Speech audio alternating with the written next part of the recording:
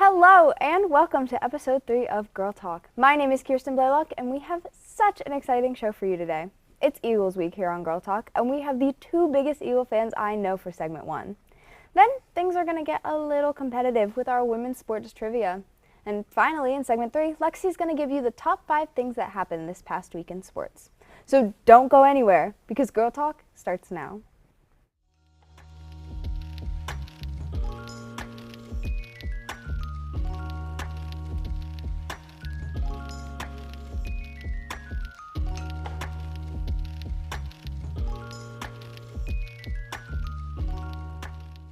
Hello everyone and welcome back. My name is Lexi Zolo. I'm one of your co-hosts here and I am here with our biggest Eagles fans, Elliana and Luka, to talk about their favorite football team. How are you guys feeling this morning? Feeling pretty good. Eagles, fresh off a Super Bowl, got a week 1 win. Not everyone can say that. Chiefs. But it's pretty straight, How you feeling, I'm feeling great. I'm so excited to talk about the Eagles today. It was a good morning. I woke up and I said, me and Luka are talking about the Eagles this morning. So there we go. I'm really excited. I wanted to start off with some notable players that you both picked out, but let's start with everyone's favorite and probably their most talked about player, Jalen Hurts.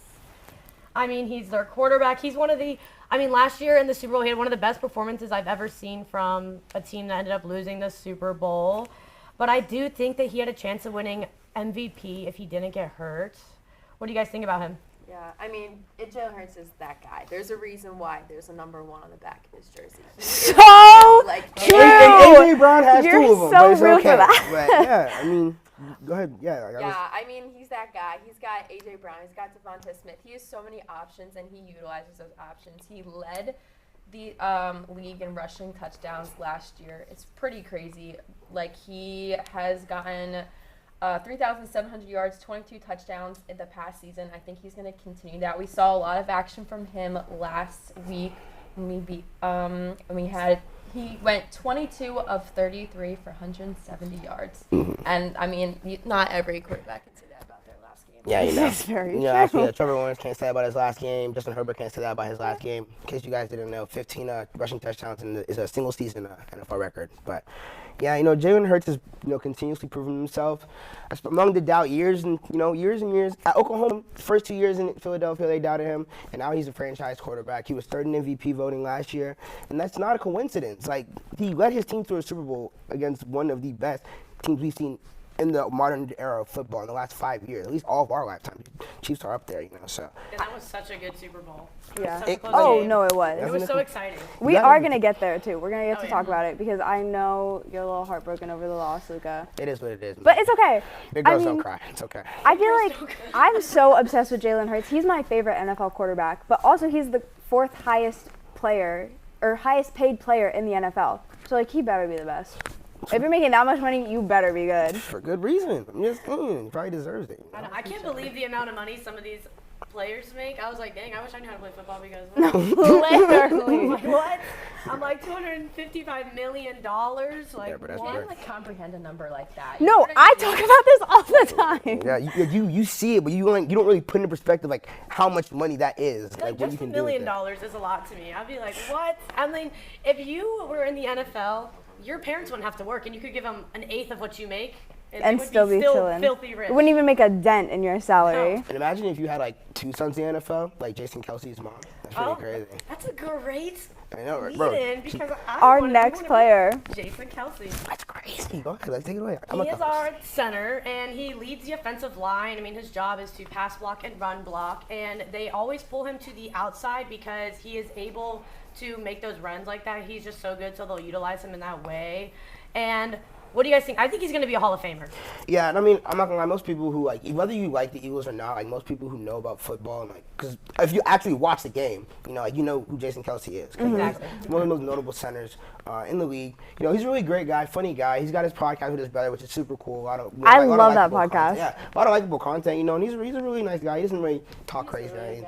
I feel like he's a good player on and off the field. Obviously he's got his stats and all, but I mean, you see these things that he does with his brother, the podcast that he does, all that good stuff. Like, he's just a good person. I feel like that's also something that kind of goes unnoticed sometimes. Like, these people have lives behind them, and you can see the difference that the Kelsey brothers are making in their community. I think really it's super cool when an athlete does something outside of just playing their sport, like that podcast. Like, that's super cool. I mean, that helped me like get more into NFL because they were talking about it. They were talking about like fantasy. They were talking about the Super Bowl. So it was like really cool to like listen to this. But I have a fun fact. Okay. There is like a 45% chance that I'm distantly related to the Kelsey brothers. How do we know this? So, okay. Where's the 23andMe right now? So can we get that? I have the ancestry sheet right here. So, okay, their mom's maiden name is Blaylock. Okay. That's a good start. That's pretty. Okay, I'm not gonna lie. That's what I'm. Blaylock is not a common last name. That's what I'm saying, and it's like Scottish. It's the whole thing. So I'm scared to take the ancestry test because I don't want it to be You won't. wrong. You won't. Can you please? No, but could you imagine, like, after talking all this, it just doesn't work out and I'm not related to them? But if it does, That's a flex. I'm kind of a Kelsey, which means You can play ball. I could take a 24th of your salary. I said it all. Please. That'll cover tuition and more. Cover tuition, cover rent, never have to work again. No, that's facts, man. But yeah, that's my fun fact. I love Jason Kelsey, but that is the reason I picked him, is that I might be related to him. Yeah, that's fair. That's a good He's pick. just very well known. Yeah. And our next player, AJ Brown. He is their wide receiver. Second year on the Eagles. He came from the Tennessee Titans. But I have a question. Do you think he's better than Devontae Smith? No. I mean, so I think this year, I think as of last year he was. I think this year it's gonna be like AJ Brown for the first like 6 games, and Devontae Smith's gonna make the jump because that's exactly what he's supposed to do. Like that's literally the plan we've had when we drafted him, you know. So I think that the first 6-7 games is gonna be AJ Brown, Devontae Smith just taking a little bit like of a backseat, not even a backseat though, because they both had 8 catches this week. Yeah. AJ Brown has 79 yards. Yeah, 79 yards. I think Devontae Smith had more. I don't have the number right now, but no, I think AJ Brown is like better right now, but Devontae Smith is more talented. His ceiling's a bit higher. I feel like he's a better route runner for sure. Yeah, no, for sure. And that's exactly why I feel like people, despite all this, I think AJ Brown's a little bit underrated because like as a receiver, you don't have those big body bruiser receivers. You know, everyone expects you to be quick, fast. You got Justin Jefferson, Cooper Kupp, you know, Devontae Smith, like we said. But what do you think, Elliana? How do you feel about AJ Brown? I completely agree. I think that yes, they are 2 big assets to the team, but I do think right now, you know, he has that little edge over him. But then again, 2 very great players, 2 huge assets to our team. I think they're going to help us go far this season. Mm-hmm. And actually, since AJ Brown has been with the Eagles, he actually has, last season, this season, he had 7 receptions, 10 targets. Over his entire career, he had 280 receptions on 450 targets. So more than half. He catches more than half the balls thrown at him. You know, he averages 14 yards per catch. So he's a big chunk guy. You know, he's gonna get you the big plays when you need it. But I think at the end of the day, Devontae Smith will end up being wide receiver 1 at that team. Because AJ Brown's already 26. Yeah. You know, he's probably like 2-3 good years left in him. Then after that, he's just going to kind of be that support guy for Devontae Smith. But if that wins us a bowl, man, I don't care. It doesn't matter to me. So, yeah, I got nothing to complain about. Perfect. I mean, I want to keep going right into Darius Slay. Big play, Slay. Big play, Slay. Pick 6 in his first game. Like, what more can you ask for? And he's going to do it again tonight against the Vikings because they stink. Oh. They're garbage, but it's okay. That's at 8:15, by the way. It's going to be a great game. Okay, so he's got a bunch of, like, fun little things. He's a 5-time Pro Bowl player. In 2017, he co-led the NFL in interceptions. I mean, I think that's huge as a center back to have those interceptions because those are the plays you remember, I feel like. Because I'm always like, oh, yeah, they scored. But did you see that interception? No, exactly. And corner is the hardest position, like, in the game. My opinion, like, I've never played football. It's not close. Like, imagine I'm sprinting at you at full speed. You have no idea which way I'm going. You're backpedaling. Like, there's nothing you're going to do, you That's know? scary. Like, yeah, so You never see them fall. You think, like, okay, they're backpedaling. You don't see them, like, fall. Yeah, exactly. It No. definitely takes some talent for that sort of position. I like his nickname. Big play, Slay. No, yeah. He got that nickname because he just has these clutch moments where he gets a turnover, he scores, something crazy happens, and he changes the entire momentum of the game for the Eagles. And I feel like that is like a very key asset that he has because he just like can turn the game around with his amazing plays. No, exactly. Okay, quickly, I want to touch on the game tonight. Eagles versus Vikings tonight at 8:15. What do you guys think? Come on now, don't even. You know what I think, man. It's not gonna be close. It's not gonna be close at all. It's really not. And no, and we say it's a joke, but it's not. First of all, home field advantage. Philadelphia is an environment like no other. If you haven't been in Philly for a game, or at least seen a video or Barstool videos of Philly environment during a game, it's completely unmatched. That's even before we even get into stats, which team is better, blah, blah, blah. That's the first thing. Home field advantage, huge. Our defensive line is looking so good. Kirk Cousins has one option, Justin Jefferson. That's about it. How many options do we have? Yeah, quite a few actually. I think. Yeah. No, I don't think it's gonna be close. You know, the guy who bought me this jersey is behind the camera right now, Cameron. You know, shout out Cameron for the jersey. But he watched the Eagles. He watched the Eagles absolutely decimate the Vikings last year. So he's prepared for it to happen again. So. Okay, perfect. Well, thank you guys so much for coming on. It was so much fun. I hope you had the best time. Everybody, stay tuned because we're about to get some girl trivia.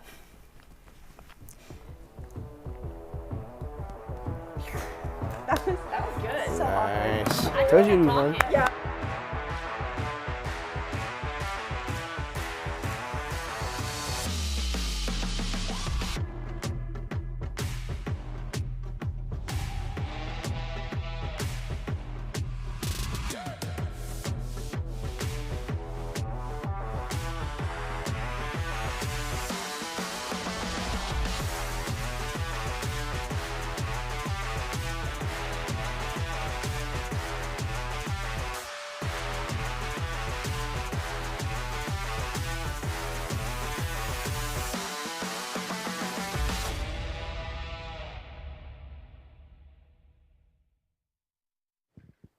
Hello, everybody. Oh, here, this is yours. Hey guys. Hello, welcome back. This is trivia. So how this is going to work is Lexi's over at the other camera. I'm here with Luka. Say hi, Luka. Hey, Luka. And we're going to be doing some rapid fire trivia. So I'm going to ask you a question. You get it right, you stay. Is it multiple choice questions? No. Oh, okay. All right. I won't be. I should have done multiple choice, No, it's but okay. it's okay. It's all based on women's sports history. Okay. If you get it wrong, you go. Somebody else comes in. Okay. You're out. All right. All right. Are you ready? Yes. Question number 1. Who is the only female tennis player to have won all 4 Grand Slam tournaments in the same year? Oh, for a year? Yep. No, I'm gonna say Serena Williams anyway. I'm not gonna lie to you. Boo, wrong. Sorry. Oh, yeah. The answer is Steffi Graf. See, I would never guessed that. Sorry. Okay. Now, I'm going to have somebody else go over to Lexi. I'm stalling because somebody's running over. All right, go to Lexi. Here we go. I have the Elliana here, and my question for you is, which year did Carrie Strug help secure the gold? This is my. Oh, sorry, my bad. Which year did Carrie Strug help secure the gold for the women's U.S. Olympic team by competing a vault with an injured ankle? Oh my goodness. That is quite a question. I'll go 1990. Yeah, she got it right. Yes. Okay, so you're staying. Okay. Right, Yeah, no, go. You're good. which WNBA player does Brittany Griner play for? Team. Or team. Whoa, team play for. Oh God, Brittany Griner. What team does she play for? I don't have an answer. I don't have an answer for that. Okay. So I'm out. Phoenix. Whoa. Venus Mercury.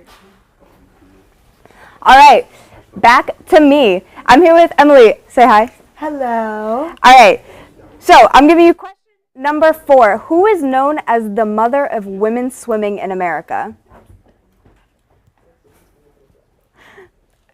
I thought you were going to get an easy one. I was wrong. I'm so sorry. Women's swimming? Can I phone a friend?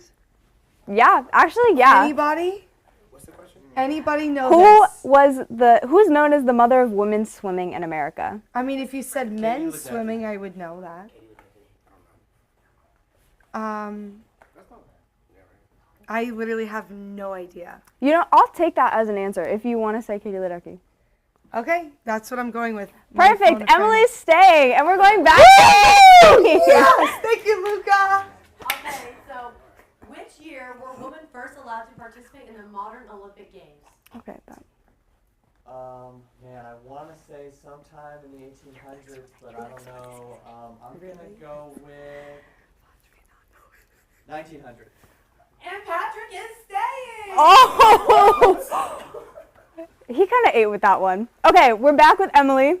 Emily, true or false? Okay. There has never been a woman in the NFL. False. In the NFL? That's technically false, yeah. It was listed as true. What? In the NFL? As As a a player. player on the field. Yes. True? Yeah, that's true. When did that happen? Yeah, I'm No, so there confused has right there has now. never been. The question is, there has never been an Never. Okay. Yes, then 100% true. And she's right. Yeah. Alrighty. Which woman was the first female golfer to wear pants instead of a skirt at the Ladies' Championship? Well, as the big women's golf fan that I am, and thinking back to my memory of the sport and history and all the studying that I did before this, her name definitely starts with a G. I think it's Gloria.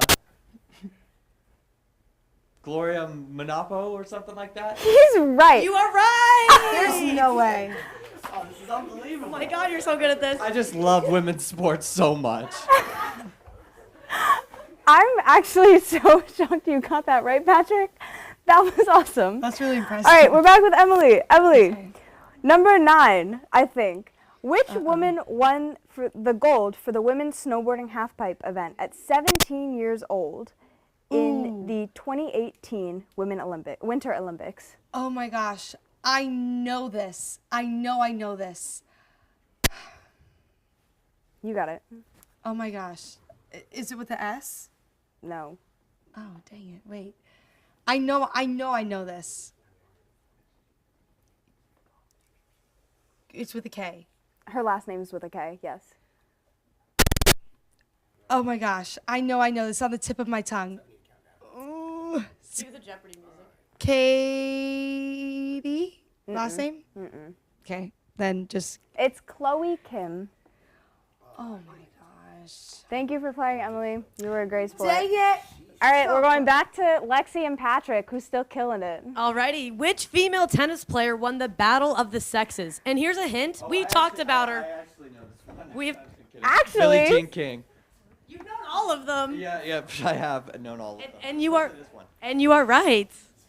Patrick is staying. Again. this is crazy. I feel like Patrick studied too much. Okay, Ezra, in which year was the first official women's boxing match held in the United States? Ooh, in the United States is actually a very key part of that. It's probably gonna be around the 50s. I want to say 50. I'm wrong. Okay. I'm gonna go with 1976. You were so close. You were so close. You were only 100 2012. years off. Yeah. It was 1876. Oh, well, dang. Thanks for playing, Ezra. Yeah, great game. All right, and back to me and Patrick. What was the first year that women competed in every sport at the Olympics? 1942. It was 2008. What? Yeah, That's so late. I know. Okay, I'm here for the sudden death match, the final round. I'm here with Justice. You can say hi.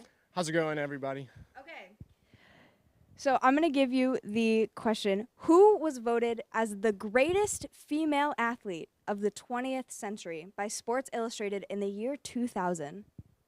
In the year 2000, that was before I was even born. Let's see. There's Serena Williams, Venus. I'll go Serena Williams. You are incorrect. I am so sorry. It was, Jackie Joyner Kersey. Oh, she rings a bell. I'm so glad. All right, we're going to go back to Lexi really quick. She's gonna ask Alrighty. one more question. I am here with Kenny. Lisa Ashton is a 4-time women's world champion in which sport? Lisa is a prominent athlete in the sport of. She's obviously a volleyball player. Darts. And unfortunately, that is all the time. Yeah, I know, it's crazy. But unfortunately, that is all the time we have for this segment, and I'll see you guys next segment. Welcome to HCF Hot Takes. I'm Johnny Jackson. We've got Emily Aaron to my right and Luka Costa to my left. Hello and welcome to our segment of Hot Ones. I'm here with Noah Kemper and Grant Wheeler. Yep, I knew that. Grant Wheeler. Listen, I'm a Bulls fan, but I just can't ever argue against LeBron. I watched him my whole life. I've been going back and forth with this debate for a long time. It's got to be Michael Jordan. Whatever she wanted. I would wake up in a maid costume for Doja Cat. Brutal. Jeffrey Laux, no question. Richie, I would give it to Richie. It is not Richie. It is not Richie. No, it's Jeff. Richie's pronouns are he, they, because he cannot be him. What? Oh, wait a second. I'm gonna have to also agree and say Jeff. He always is spiffy. It might be Cameron. Cameron's had some good fits. Out of the women, Norelli always dresses really, really cute. Oh, brother. That went so awful. It's basketball. College football, I think, is the best sport to watch. If you don't like soccer, it's because you suck at it. I think college football is the best. Thanks for watching.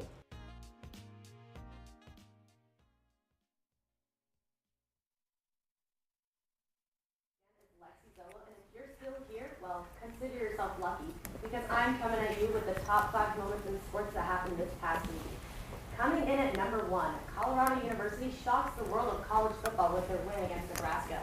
On September 9th, Colorado University hosted their home opener against long-term rival, the Nebraska Cornhuskers, and they won. This was a stunner for everyone because Colorado was not positioned to be as good as they have been so far this season for a couple of reasons. Colorado built basically an entirely new team in the transfer portal, and they were not very good last season. They only won one game.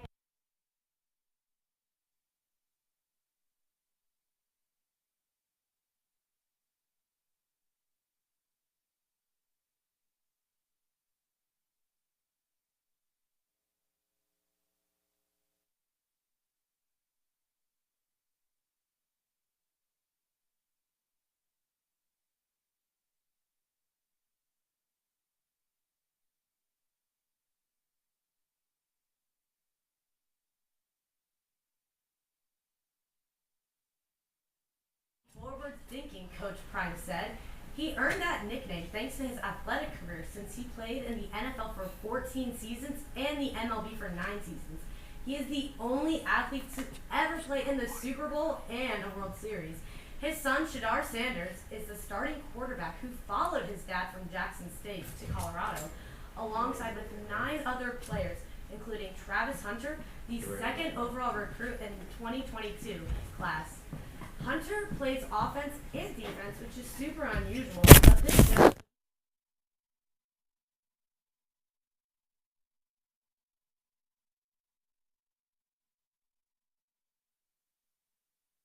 much more funding into sports. Saudi Arabia has spent at least $6 billion with a B, I said. They have developed billions of dollars from the kingdom's vast oil wealth. Spending on a sports scale like this has completely changed professional golf and the international subscription market for soccer. The goal in this huge investment is to increase revenue from the football league and take it to the top 10 leagues in the world. Saudi clubs are not bound by any rules on spending, and this means that they can offer high salaries that could lure players to the Middle East. Some big-name players such as Neymar, Karim Benzema, and Roberto Firmino all moved clubs to Saudi Arabia due to the crazy amount of money they were offered. Another reason players are making the decision to switch over to the Middle East is because they want to maximize their earnings as much as possible before they retire. I mean, who can blame them? These vast amounts of money are pretty convincing, I have to say. And coming up next, Team USA fails to medal at the FIBA World Cup. And unfortunately, this was not shocking to anyone. Team USA has won this event only twice in 6 tries during the 21st century. It was clear from the beginning that this roster was not very dominant. Team USA was lacking players to handle the dirty work, limiting lineup diversity. USA needed a more balanced roster, but instead we were overloaded with ball-dominant scores. It's pretty ironic because the players that were expected to do good struggled the most, and the players that were expected to struggle were the most accomplished on the roster. This is a bit more concerning for Team USA's long-term prospects because it suggests that the program is struggling to build rosters that make sense in the FIBA context. In the 2024 Olympics, we might have to rely on our aging stars to carry us to gold. LeBron James said he wants to represent Team USA and recruit other Hall of Famers like Steph Curry and Kevin Durant to join him. Although Team USA has some work they need to do between now and then, I'd like to make note of a player who kept his team alive while the rest of the teammates failed to do so, and that is going to be Anthony Edwards for you. His raw stats don't scream breakout candidate, but he was the most trusted player in these games, and he had bigger moments compared to everyone else and stayed on top of defending consistently. Coming up next, something sneaky is happening with Patriots backup quarterback Matt Corral. He was absent from the team without notice the Friday and Saturday before we played the Eagles. He was placed on exempt list that Saturday, September 9th. Head coach goes into details about the status of Matt Corral. He is an exempt status, and I don't have any comment on it. That is a personal matter, he said, after their loss against the Eagles in Week 1. Head coach did confirm that the team had been in contact with Corral since his departure, and there's been some assumptions as due to why he left. With his experience with depression in the past, Corral opened up about it during an interview last February, and he mentioned how he underwent therapy during his college years. With Corral being on the exempt list, he is able to return to the Patriots as long as he remains on the list. The Patriots reportedly resigned Zappe to serve as the primary backup quarterback. Now I'm hoping Corral can get through this mental battle he's potentially having and can return to the Patriots feeling his best. And lastly, 19-year-old Coco Gauff tops Arina Sabalenka to win the U.S. Open. This is her first major title and her first Grand Slam. After the match, Coco fell to the ground sobbing in celebration, and she is the youngest American player to win the U.S. Open since Serena Williams back in 1999. She is also the first American player to win a major title since Sofia Kenin did back in the Australia Open in 2020. And lastly, she became the first woman to win the title in New York after dropping the first set in 3 matches during her title run since Williams in 1999 once again. When Coco was speaking to the media after the match, she said that she used to come to this tournament with her father, watching Venus and Serena compete. So it's really incredible to be on this stage, she says. And today, Coco said that this has allowed her to believe in her dream. And she also mentioned how growing up, there weren't many black tennis players dominating the sport. So she's honored to be carrying this legacy. And she says it's an honor to have her name listed on the same trophy as Serena and her sister Venus. The legendary sister duo have won this title 8 times combined, and teenager Coco has been one of the sport's most recognizable stars, and with a growing presence on social media, she remained under the spotlight. And she says the pressure can be overwhelming at times, and it can be very difficult, she says, but it's been a long journey, and there has been no mistakes made because everything that's happened to her has led her up to this moment. Coco says she goes out of there and just tries to play her best, and clearly she is doing something right. And unfortunately, that is all the time we have for this week. My name is Lexi Zello, and I hope to see you guys next time on Girl Talk.